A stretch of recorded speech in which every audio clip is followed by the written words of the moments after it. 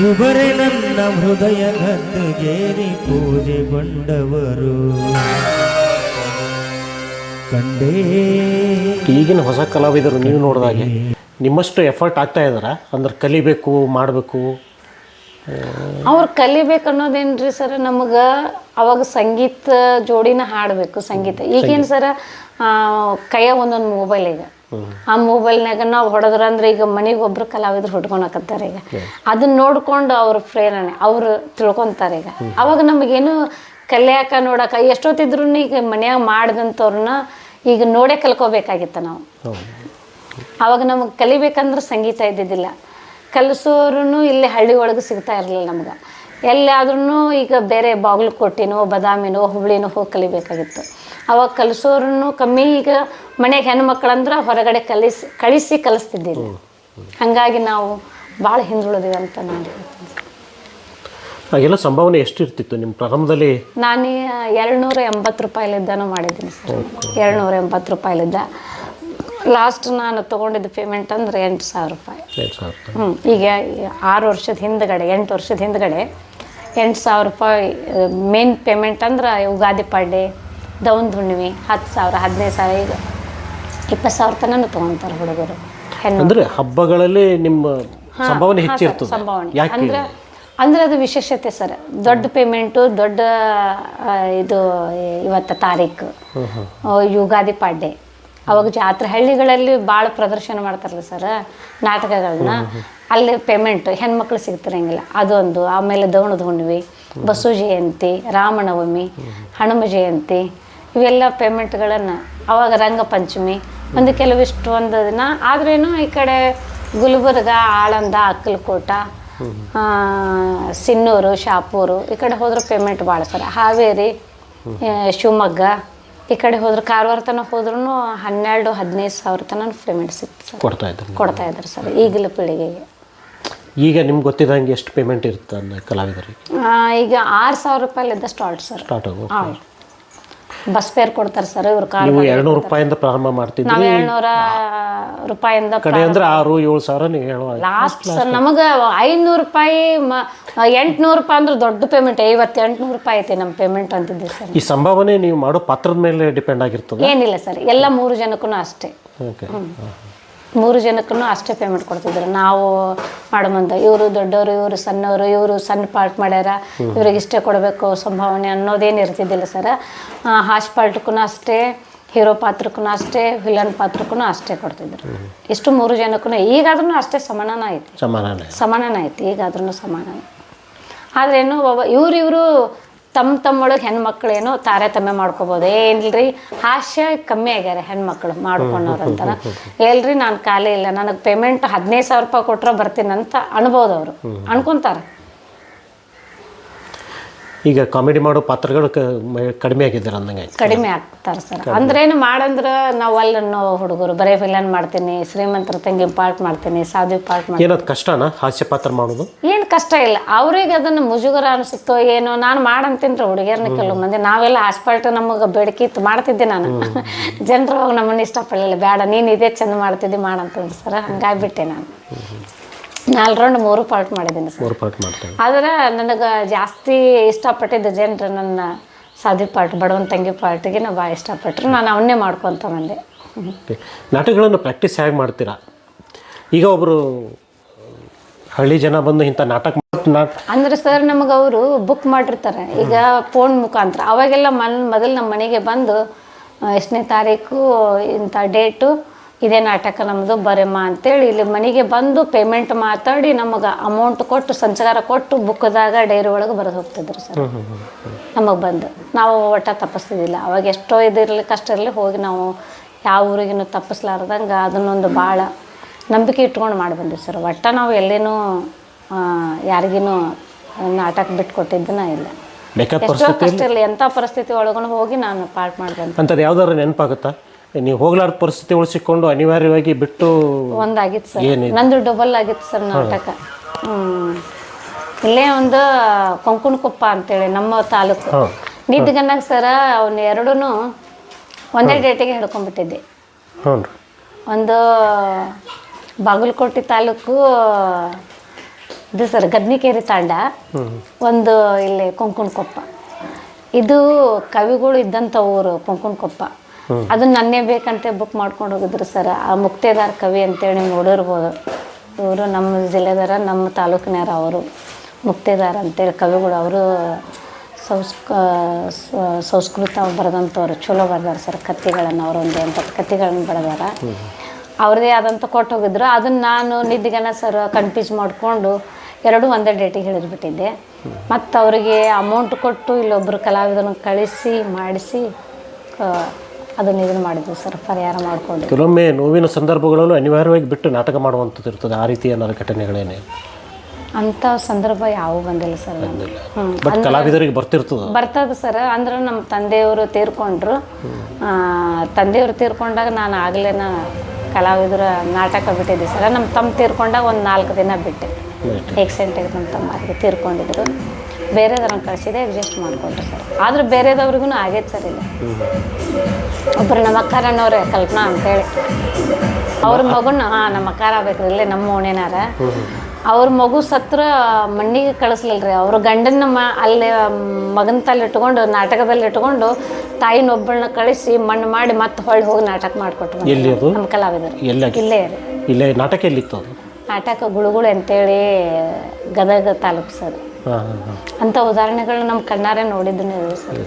ಇದೆ ನೋಡಿ, ಬೇಕಾದ ಪರಿಸ್ಥಿತಿಯಲ್ಲಿ ಒಪ್ಕೊಂಡ ಮೇಲೆ ಆ ನಾಟಕವನ್ನು ಮುಗಿಸ್ಕೊಡುವಂಥದ್ದು ನಮ್ಮ ಕರ್ತವ್ಯ.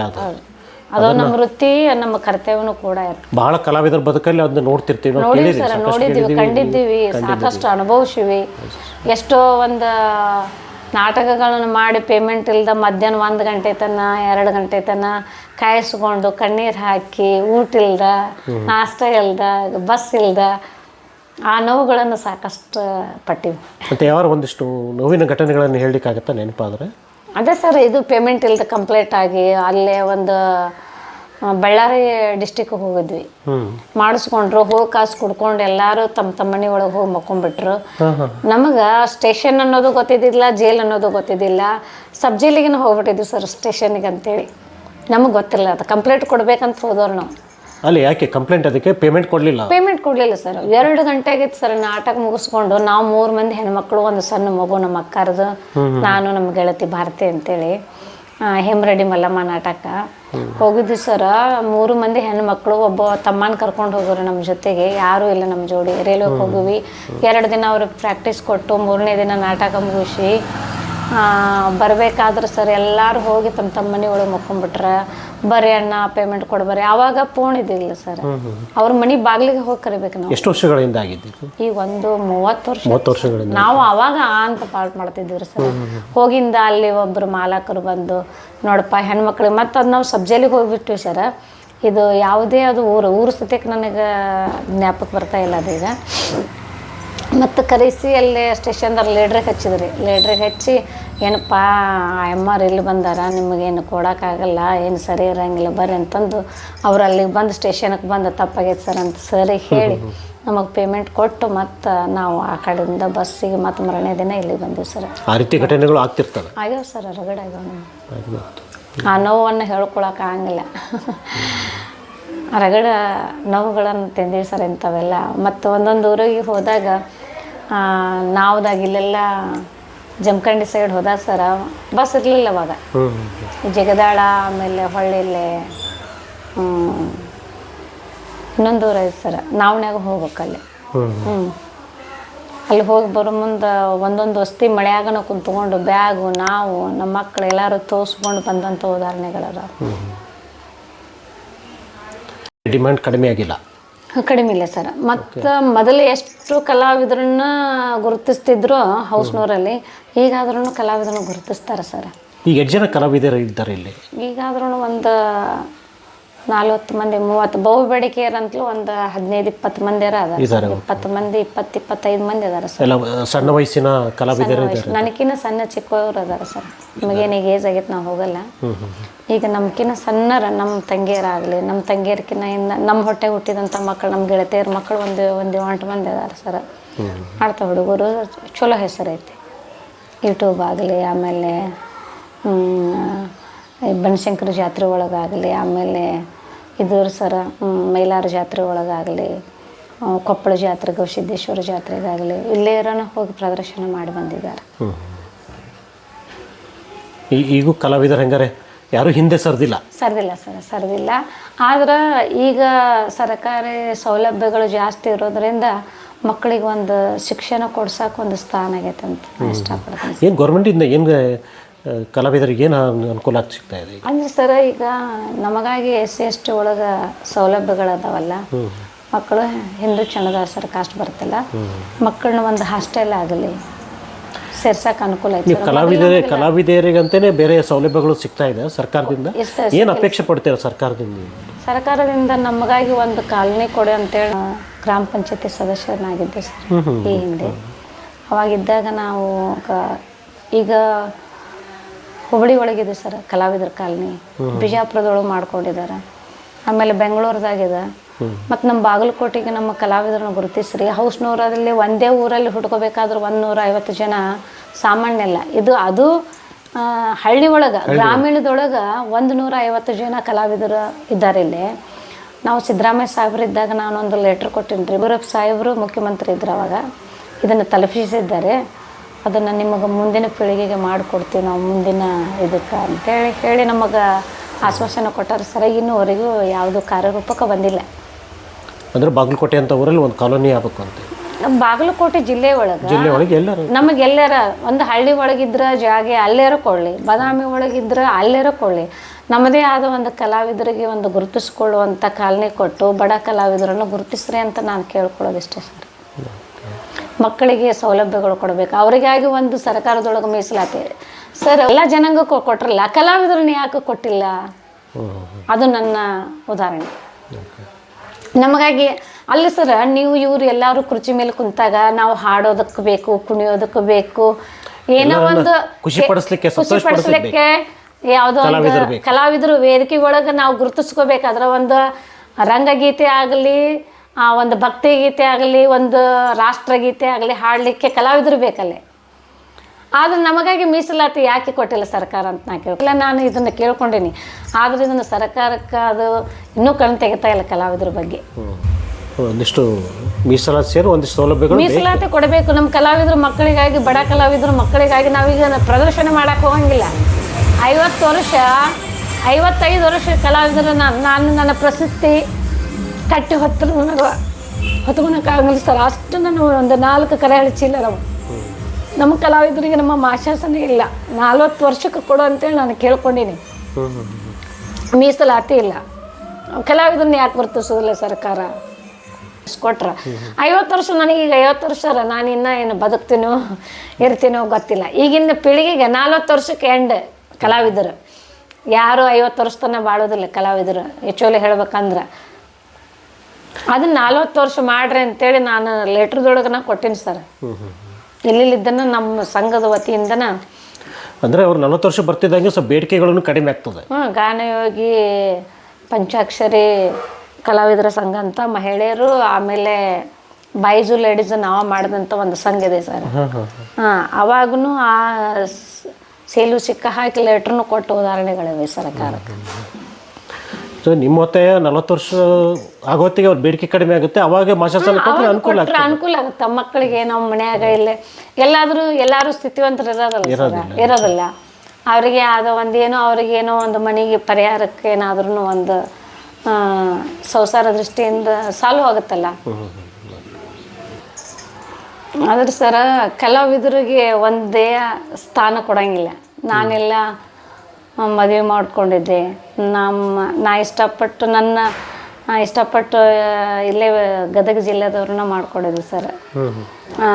ಕಲಾವಿದರು ನೀವು ಅಂತೇಳಿ ಅವ್ರ ಮನೆ ಒಳಗೆ ನನ್ನ ಗುರುತಿಸ್ಲಿಲ್ಲ. ರಿಜಿಸ್ಟ್ರ್ ಮ್ಯಾರೇಜನ್ನು ಆಗ್ಯದ ನಂದು. 3 ಮಕ್ಕಳು, ಸರಿಯಾಗಿ ನೋಡ್ಕೊಲಿಲ್ಲ. ಹೀಗಾಗಿ ಭಾಳ ತೊಂದರೆ ಕಲಾವಿದರು ಚೆನ್ನಾಗಿದ್ದಾಗ ಅವರಿಗೆ ಹೆಂಡತಿಯಾಗಿ ಕಲೆ ದೃಷ್ಟಿಯಿಂದ ಚೆನ್ನಾಗಿರಾಕಬೇಕು, ತೊಡೋದಕ್ಕೆ ಬೇಕು, ಓಡೋದಕ್ಕೆ ಬೇಕು, ಸಂಸಾರ ಮಾಡೋಕ್ಕೆ ಬೇಕು. ಆಮೇಲೆ ಒಂದು ಇಡೀ ಸ್ಥಾನಕ್ಕೆ ಬಂದಾಗ ಕಲಾವಿದರು ಯಾರಿಗೂ ಬೇಡ ಸ್ವತಃ ಮನೆ ಗಂಡನಿಗೂ ಬೇಡ, ಸಮಾಜಕ್ಕೂ ಬೇಡ, ಯಾರಿಗೂ ಬೇಡ. ದುರಂತ ಅದನ್ನು ಇಷ್ಟಪಟ್ಟು ಮದುವೆ ಆಗಿ ಅವ್ರನ್ನ ಕೊನೆವರೆಗೂ ನೋಡ್ಕೊಂಡು ಹೋಗ್ಬೇಕಲ್ಲ ಕಲಾವಿದ್ರನ್ನ, ಅದನ್ನು ನಾ ಕೇಳ್ಕೊಳ್ತೀನಿ ಸರ್. ಭೌತಿಕ ಕಲಾವಿದರ ಪರಿಸ್ಥಿತಿ ಹೀಗೆ ಇರ್ತದ? 190% ಕಲಾವಿದರನ್ನ ಪ್ರೀತಿಸಿ ಮೋಸ ಮಾಡಿ ಬಿಡೋರು ಸಾಕಷ್ಟು ಜನ ಸರ್. ವೈವಾಹಿಕ ಜೀವನ ಅಷ್ಟು ಸರಿ ಇರುತ್ತೆ, ಸರಿ ಇರಂಗಿಲ್ಲ. ಎಲ್ಲವೂ ಇದ್ದಾಗ ಬರ್ತಾರೆ, ಎಲ್ಲವೂ ಮುಗೀತು, ಅದು ದುಡ್ಡು ಆಗ್ಬೋದು, ಮತ್ತೊಂದು ಆಗ್ಬೋದು, ಎಲ್ಲ ಇಲ್ಲಪ್ಪ ಏನು ಮುಗೀತು ಅಂದಾಗ ಬಿಟ್ಟು ಹೋಗ್ಬಿಡ್ತಾರೆ. ನಾನು ಕಲಾವಿದರಿಗೆ ಜಾಸ್ತಿ ಇದೆ. ಅದೊಂದು ದೊಡ್ಡ ದುರಂತ ಕಾಲ. ಅದೊಂದು ದೊಡ್ಡ ದುರಂತ. ಅವ್ರನ್ನ ಯಾಕೆ ಗೌರವಿಸೋದಿಲ್ಲ? ಚೆನ್ನಾಗಿದ್ದಾಗ ಅವರೆಲ್ಲದು ಬೇಕು, ಹೆಂಡತಿ ಬೇಕು, ಮಕ್ಕಳು ಬೇಕು, ಅವಳು ದುಡಿತಿರುವಾಗ. ಅವಳು ದುಡದೇ ಇರಲಾಗ ಅವರು ನನ್ನ ಹೆಂಡತಿ ಅಲ್ಲ, ನನ್ನ ಕುಟುಂಬ ಅಲ್ಲ ಅಂತ ಗಂಡನ ಮನೆಯವರು ಅನ್ಕೊತಾರೆ. ಮತ್ತು ಹೊಳ್ಳಿ ಗಂಡನು ಅನ್ಕೊಳೋದು ತಪ್ಪಲ್ಲ ಸರ್. ಇದು ಅದು ಸಮಾಜಕ್ಕೆ ಅದು ಪ್ರೇರಣೆ ಆಗ್ಬೇಕು, ತಿಳುವಳಿಕೆ ಬರಬೇಕಲ್ಲ. ಅವ್ರದ್ದು ಅದು ಒಂದು ಜೀವನ. ಅವರು ಕಲೆ ದೃಷ್ಟಿಯಿಂದ ನಮ್ಮನ್ನು ಅವರು ಮನಸಾರೆ ಮೆಚ್ಚಿ ಮದುವೆಯಾಗಿ ಮಕ್ಕಳನ್ನ ಇವರನ್ನ ಸಲಿವಿ ಸಾಕಿ ಗಂಡ ನನಗೆ ಅದು ಒಂದು ಕುಟುಂಬ ಚೆನ್ನಾಗಿದೆ ಅಂತೇಳಿ ಮಾಡಿಕೊಂಡು ಎಲ್ಲ ಸಂಸಾರ ಚೆನ್ನಾಗಿದ್ದು ಆಮೇಲೆ ಕಟ್ಟು ದೂರಿ ಮತ್ತೊಂದು ಮದುವೆ ಮಾಡ್ಕೊಳೋದು, ಅವಳಿಗೆ ಮೋಸ ಮಾಡೋದು ಸಮಾಜ ದೃಷ್ಟಿ ಒಳಗೆ ತಪ್ಪಿಸ್ತಾರೆ. ಅದಕ್ಕೆ ಕಲಾವಿದರನ್ನ ನಾಟಕ ಮಾಡುವಂಥ ಹೆಣ್ಮಕ್ಳನ್ನ ಯಾರು ಮೋಸ ಮಾಡಬಾರ್ದು ಅನ್ನೋದು ನನ್ನ ಉದ್ದೇಶ. ಈ ಮಾಧ್ಯಮದ ಮುಖಾಂತರ ನಾನು ಹೇಳ್ಕೊಡ್ತೀನಿ ಸರ್.